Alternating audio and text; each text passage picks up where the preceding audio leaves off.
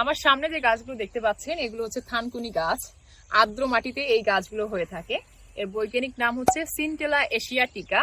এর পাতা, কাণ্ড, শেকড় সবগুলোই ঔষধি গুণে ভরপুর, যা আমাদের শরীরের জন্য খুবই উপকারী।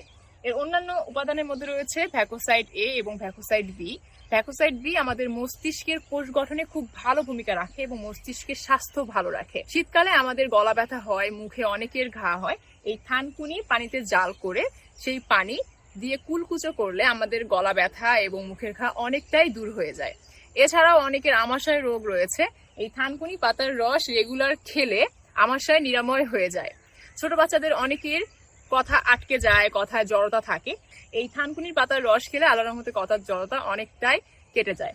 আমরা অনেকেই চুল পড়ার সমস্যায় ভুগি বা ত্বকের উজ্জ্বলতা বাড়ানোর জন্য চিন্তা করি, কিন্তু আপনারা জানলে অবাক হবেন এই থানকুনি পাতার রস খেলে চুল পড়া কমার পাশাপাশি আমাদের ত্বকের উজ্জ্বলতা বেড়ে যায়। এছাড়া আমরা অনেকেই চাই কোরিয়ান গ্লাস স্কিন করতে।